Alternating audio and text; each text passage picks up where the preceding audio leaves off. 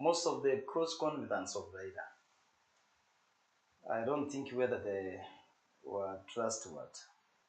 Actually, from reliable sources, we are told that even agents in Central or Mount Kenya were not paid. So the money which was supposed to be paid to the agents was kept. So such things cannot make one to be a trusted politician, actually, as I can say, because most of them actually are there for their own needs. So in politics, there's what we call body language. So in the meeting, we saw Aisha Jumwa sitting on the far right, Ali Hassan Joe sitting at the middle, and Amason King is sitting on the left. And we know that Amason King and Hassan Joe, once a time they were great friends, mobilizing for ODM in the coastal region. But later, when Amazon decided to join UDA, they began becoming political enemies. So until last week when we met them again. So in political arrangements or in political analysis, you also have to take notice of the seating arrangement. Why did Ali Hassan Joe sit at the middle? You know the three politicians you mentioned, Ali Hassan Joe, King, and Isa Juma. Those are politicians who passed through the hands of Raila. It's Raila who made them to be where they are today. And actually, uh, that's why most of our politicians cannot be trusted. They are not supposed to even be called leaders because you see, even what they are doing uh, is not a good impression to a politician who actually wants to build his country. So according to you, the sitting positions, maybe you could term it maybe lack of trustworthy to them. Now that they all passed through the hands of Raila Amolo Odinga, it now seems to be political betrayal. Uh, Rumors have it that Ali Hassan Joe is the kingpin for coastal region. Do you agree that Ali Hassan Joe is the kingpin of coastal politics? Of course, he has more powers than the other politicians, actually. He is termed as the kingpin. He has been in forefront, uh, uh, supporting coast province at large and defending coast province in terms of development, in terms of political arrangements. So Joe has been very powerful, and I think that's what maybe President Ruto saw in Joe. And actually, let me tell you, my brother, one thing. If you see those arrangements that are coming up, they are aiming somewhere, not only the port of Mombasa, they are planning again 2027. I think there must be a hidden agenda for these people, but they are coming in the name of Port of Mombasa. So through maybe a privatization of the Mombasa ports, maybe could be a hidden agenda for it for politicians to take advantage for political advantage and maybe to take their political sides maybe come 2027 and before that time. I've got this question to you, Henry, regarding the coastal region politics and the growth of Asanjo. We've seen that the Bomas dialogue or the national dialogue at Bomas is almost coming to the end, and the resolutions that have been agreed upon, one could be creating of opposition leader's office, cabinet secretary, and many other seats could be made. Could it be that this is an early sign that something good is cooking for politicians who have been underground, and maybe they are trying to look for ways to come back to politics again? When it comes to the leader of opposition, I think Joe cannot fit that position unless it is pushed by the government.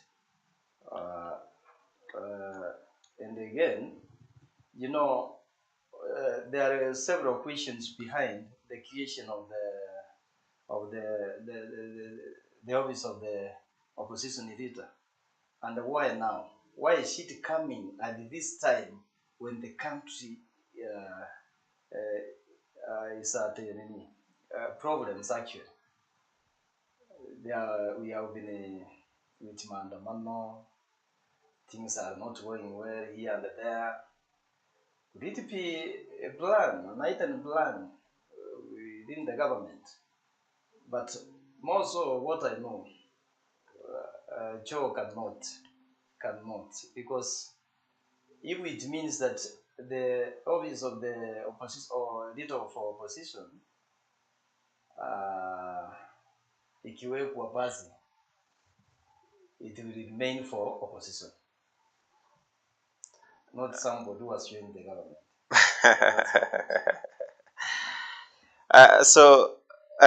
For a long period, Hassan Joe recognized President William Ruto now as the president. There was Azimio la Umoja One Coalition principles have taken long to accept William Ruto as the president. Recently, we saw Kalonzo Musyoka also saying that he has now accepted Ruto as the president. Martha Karua also coming up and saying now that we have accepted William Ruto as the president. As we saw that Ali Hassan Joe is also saying that we have accepted William Ruto as our president. And normally, when you betray Raila Amolo Odinga, in the next public meeting that you'll be seen or he will appear, he will fire back. Just we saw like the likes of Jalango and the other 5 ODM members who have been kicked out of ODM. Maybe you cannot play Raila and tell him that I'm here with you at the same time I'm with the government.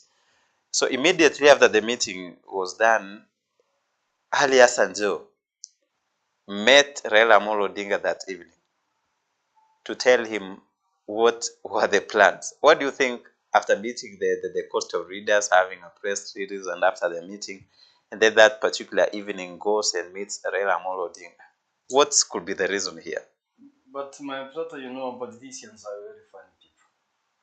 Politicians can take you round. But what they have in mind is a secret or hidden.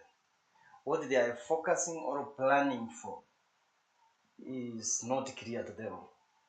You see, that's why the likes of Jalango, Joe, Professor, the lawyer, the senior counsel from Kisumu, Senator Kisumu, and many others. You know what they don't know is that leaders are chosen by God. And the same God can do his miracle. Politicians can talk anything. They can, as much as they are not agreeing with you. Yes, of course, Kalonzo, Martha Karua, they never recognize Ruto as a president. But at the same time, they know he's sworn in. Once you are sworn in, you are the president. But politically, they can speak, they can talk anything in the meetings. But whereas they know that he is the president. Yeah. So it could be maybe to expound more about that when you try to kill 2 birds using 1 stone, you need first to understand the 2 birds that you're dealing with. So it could be Ali Hassan Joe has a good mastery of who Raila Amolo Odinga is. They have worked a long period for political journey. They understand each other. And from the other side, Ali Hassan Joe has nothing to lose by working with the government. So by trying to keep the relationship intact between him and Raila Odinga, he had maybe to run and tell him this was what we met to discuss, this is what we are aiming at, and maybe moving to the next political move in going forward. Hassan Joe campaigned thoroughly and for the current Mombasa governor. Could it be that he is able to console him now that he campaigned for him? As I always main saying is that you cannot trust a politician.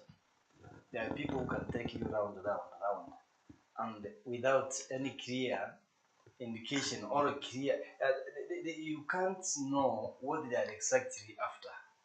And my brother, what I can tell you, been in this country, seeing such cases, movements of political formations, political parties, after they have used that party to ascend to power, they forget, they dump it, and come up with the other parties. You see, I'm telling you, you'll be surprised. Joe is campaigning for senatorial seat in the coast region, not in the coast region, in Mombasa County. They are coming in the name of many other things, but in the real sense, they have something. They must have something that they are focusing for. But what we are saying is this, and this is why most of these people end up not working for the people who elected them. This is why they don't work for the people who elected them, and this is why they forget anything to do with development uh, concerning the common man. So they have those who voted for them. Now it could be the political, the business deals maybe that Mombasa is enjoying through Ali Hassan Joe that has made him to realize the importance of uniting with the government and even implementing and even upscaling their business to the next level. It could be maybe political developments, maybe outcomes of the national dialogue. Maybe that's why he's trying to take a political position as early as possible, maybe to fit him when anything comes in politics. And maybe it could be one way of trying to look away to come back in 2027 and move on. Now, maybe my last question to you. Does Ali Hassan have the figure of national-wide politics? Like, is he only... No. Actually, okay. Some of these people become famous when they are with a senior politician like Mr. Raila. And when you are seen, actually, there's something you mentioned earlier. When you are seen with a senior politician like Mr. Raila, people recognize you very easily. As much as Kenyans have realized that his root, Joe is not with Raila, I think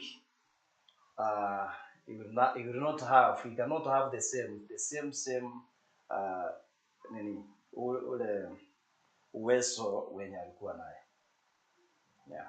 So after lacking maybe the political move offered by Raila Odinga, it becomes difficult for any politicians who've dumped Raila Odinga. And maybe now the last one. That's why they are joining the government through Pakistan in the name of seeking for development concerning the coast region. But in another way around, they have something hidden, not even for the people of the coast region. They are there for their own gains, for their political gains, actually. Maybe their businesses and focusing 2027. All politicians who've left the camp of Raila Amolo Odinga and joined the opponents, their political future seems to be bright. Just to mention a few, the president now, William Ruto, once worked together with Raila Amolo Odinga. Isaac Mwaura, whom worked with Raila Amolo Odinga, is the current spokesman of the State House. Aisha Jumwa, Amason Kingi, the speaker now. Many people. So does it really mean that when you betray Raila Amolo Odinga, you have a good political future? And actually, what I can say, that's how politics is. Politics is not permanent. You can, that's, this is a multi-party democracy. And being a multi-party democracy, the way our politicians exercise, or the way they exercise the democracy that we have, is in the opposite, actually, as I can say. Because they are using it as a tool of looking for their own benefits. You cannot say those people who joined the government, they went there in the name of seeking for development. And they are already elected MPs from their constituencies. Some of them are elected senators. Some of them nominated, even the other, how do we call it? Not in leading, who is nominated to East African Assembly? Yala. Yeah, yeah. Yeah. And huyu mwanamke who is in the public domain, huyu nani? Sabina Chege. Yeah. His friend. I mean his friend. So you see, these people are really not, they are not after development. They are there for their own stomachs. Otherwise, they have nothing in place for the people of Kenya or the constituencies where they belong. Now, according to Mzee Henry Nyamoya, is telling us that politicians are voted in for their stomachs. Something I don't agree with. Maybe you agree with him. But me personally, I hope and believe that we vote in leaders to change lives for those who voted them.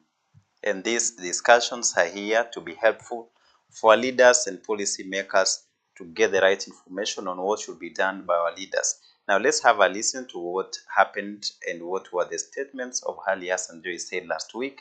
And until then, when we meet in these political upcomings, we'll keep on discussing more and more and more. Goodbye. I'm Emmanuel Bosir.